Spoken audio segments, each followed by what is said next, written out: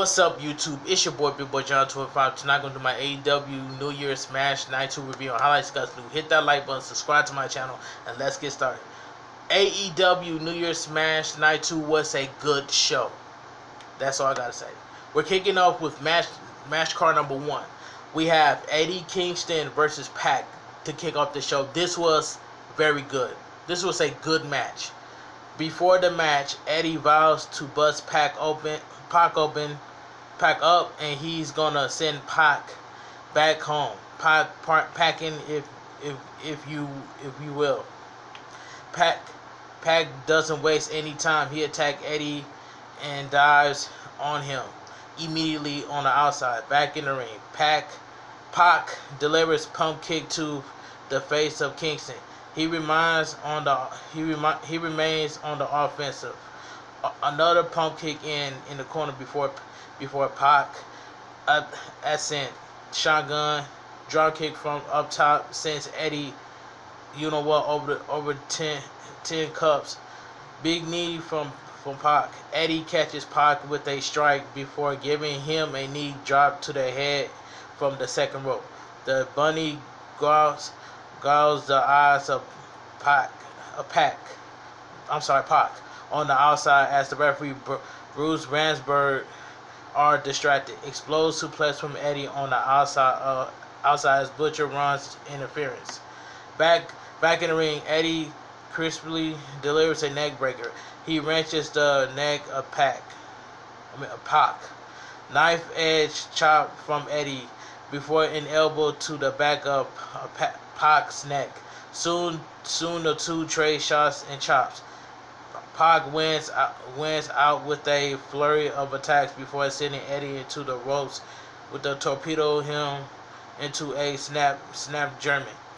Pac's chest is beaten red. Pac returns the favors to Eddie's with some leg kicks. Back fist by Eddie followed by an enziguri, followed by a side suplex 2 count. Both men are down as Ransberg administers the 10 count. Both get up at 5. Chop from Eddie. He gets his legs up in the corner, but Pac does catch him with an enziguri up top. Pac delivers a solid superplex covered 2 count. Pac gets to his feet and boots away at Eddie's face. Corner, Eddie takes a running European from Pac. A charging Pac, however, gets a lifted lariat from Kingston. 2 count. Eddie is favoring his left arm. Kingston goes for a DDT, but Pac holds on to the top rope. He downs Eddie and drags him over for a black arrow. Pac nails it and gets the pinfall. The winner of the match, Pac. This match was fantastic to kick off AEW. Alright, let me continue. Immediately, Pac looks to the brutalizer on Eddie, but the Blade and Butcher come in and it's a showdown. Out comes Lance Archer with Jake Roberts. Archer and Pac stare one another down as we can hear Archer says, "You better get on the same page." So, Eddie Kingston has a problem with Lance Archer, but the match itself between Pac versus Eddie Kingston to kick off AEW was very good. Alright, match card number 2, we get Chuck Taylor versus Miro. This match was quick. Chuck fires away at Miro before sending him onto the outside. Miro tries to get back in the ring, but Chuck knocks him off and sends him crashing into the stage wall. Then he swanton dives on the top of Miro. Miro goes head first into the ring post. A diving foot stomp on the chest of Miro from the apron. Kip attacks Orange, but Chuck delivers a mule kick to him. Big Samoan drop by Miro. Punch flurry in the corner before an overhead belly to belly by Miro. Big leg lariat. Miro stomps away and signs up Chuck for a thirst kick to Chuck. Game over for Chuck. He submits, and Chuck Taylor is Butler brutalized, whatever. The winner of the match, Miro. Post match, Miro locks eyes with Orange Cassidy as he stares on. Orange Cassidy watches as Miro taunts him with Chuck's hair in his hand. Orange Cassidy cannot believe it that Chuck Taylor lost. Orange Cassidy cannot believe it. But hey, it is what it is from there. So we get Dasha is with Party and Matt Hardy. Matt takes hold and tells them to say how they feel. They act excited before Mark Quinn mentions how BS the contract is. He says Matt is acting like a carny. He told them they learned a tough lesson about money and diamonds. Them to get to moving. The Inner Circle are in the ring together. 2021 is going to be a huge year for them, says Jericho. Hager is all about championships. MJF wants to continue strengthening these bonds and wants to get rid of fat people. That part made me laugh. That part made me chuckle. But anyway, Ortiz wants to finance his food advertise. Jericho says that this is the year that he and MJF win the AEW tag titles, and TM called it straight down the middle. So shout outs to TM for saying that on this live stream. But anyway, Santana takes expectations. Chris picked him and Ortiz to be the tag team in the Inner Circle. Sammy sees what's going on here. He calls Jericho a tag team slut. Him and MJF get heated. Chris tries to settle everyone down. Sexy hooligans and all that. Any one of them could win the tag titles, but he thinks they need to let off a little steam. A three-way tag match next week to decide the official tag team of the Inner Circle. Will it be Jericho and MJF, Santana and Ortiz, and Sammy and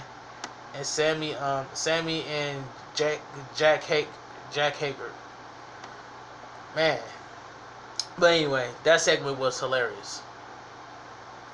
Alex Marvez is with the Dark Order. Evil Uno says everything they do will be in honor for Brody Lee, and therefore they have to change their attitudes. They want to team with Hangman next week, and in comes Adam. John Silver lets him know how much he admires him.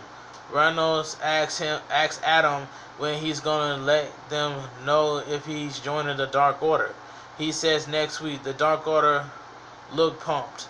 After a preview of Cage versus Darby Allin, we see the new Elite ready to roll as AEW champion. Kenny Omega makes his way to the ring. Match number 3, we get Kenny Omega and the Young Bucks versus Kenny Omega, the Young Bucks versus the Varsity Blondes, and Danny Limelight. Don Callis does the honor of introducing the Young Bucks, but instead of that, he introduced the Good Brothers. The Young Bucks didn't know about it apparently. So Matt starts and Kenny goes at it with Danny, who gets some offense of his own. Gallows gets involved. Limelight tags in filming, and he and Grayson double team Kenny. Tag back to Danny, who kicks Kenny in the corner. Gallows gets a leg up on Danny at the apron, and it allows Kenny to hit a running leg lariat. Tagging Anderson, who is assaulted Limelight. We go to break. During the break, there is a triple splash by the Elite. Limelight delivers a hurricanrana to Kenny and further avoids his attack. Gets tagged and is it is hot fire against Anderson and Gallows. The Varsity Blondes hit a flipping neckbreaker on Anderson for a very near fall. Omega knocks Philman off the apron. Garrison gets singled out by the Elite. A three-way neckbreaker almost gets the W, but his partners free Garrison. Big time running boot by Carl Anderson covers 2 count. Anderson goes for the gun stunt, but Griff gets free and tags in Danny. Danny goes for a DDT, but Anderson turns it into a spinebuster. Magic Killer gets the win. The winner of the match, the Good Brothers and Kenny Omega.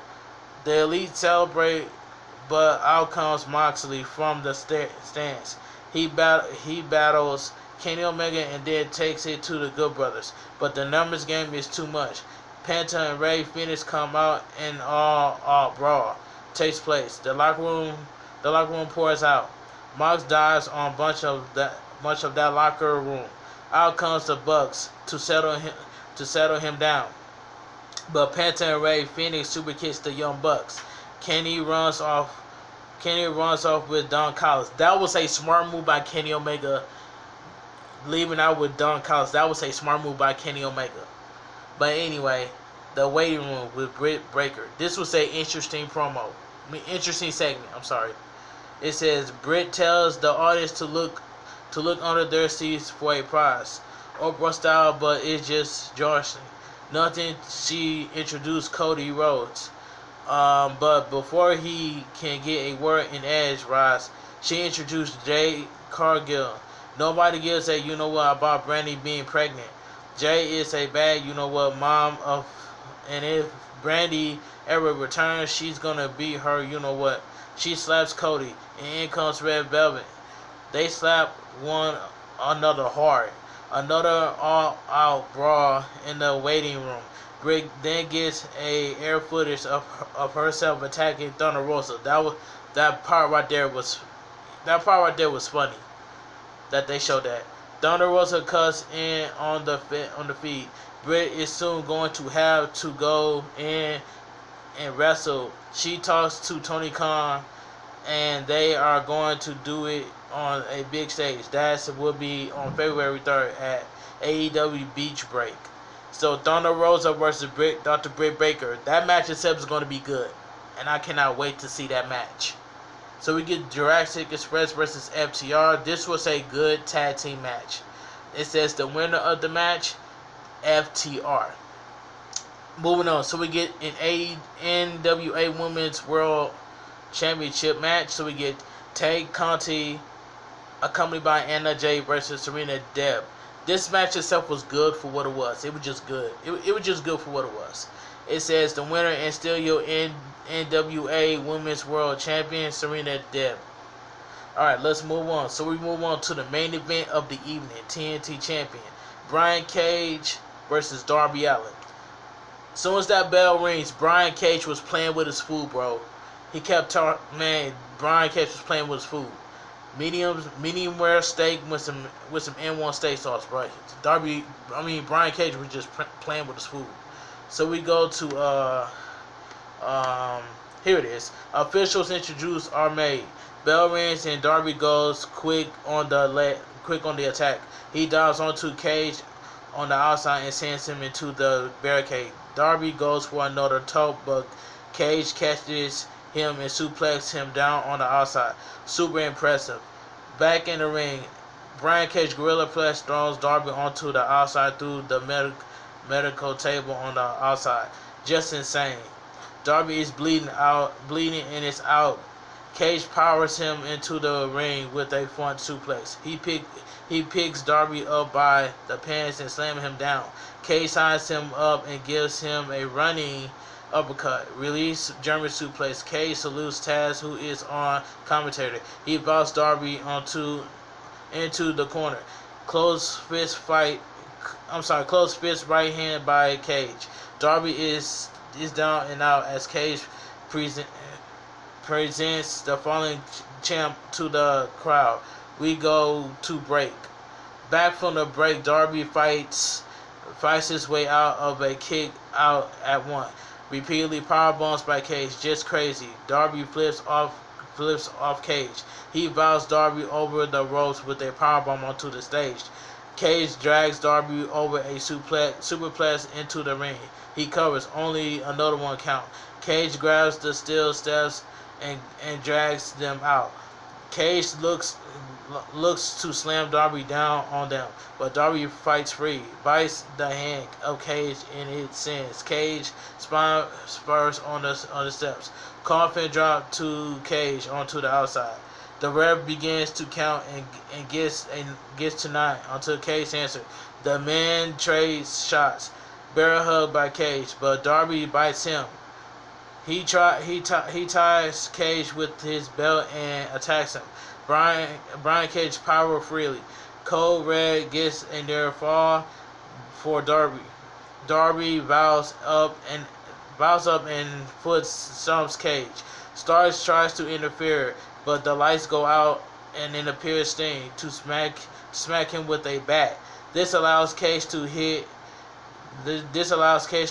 a curved pin bomb from the top for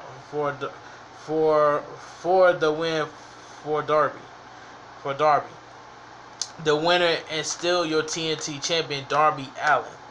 And then snow falls as Darby sits with his title and Sting watches. Team Taz regroups to end the show.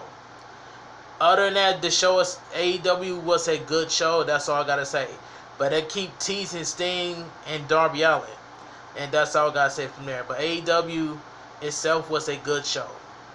If you guys enjoyed my AEW New Year's Smash Night 2 review and highlights, please drop a like on this video. Subscribe to my channel. I'm on the road to 9K this year, and I'm grinding. I'll leave my Twitter, my Instagram, and TikTok down below in the description. And I'll see you guys in the next video. Big Boy John 25, and I'm out of here.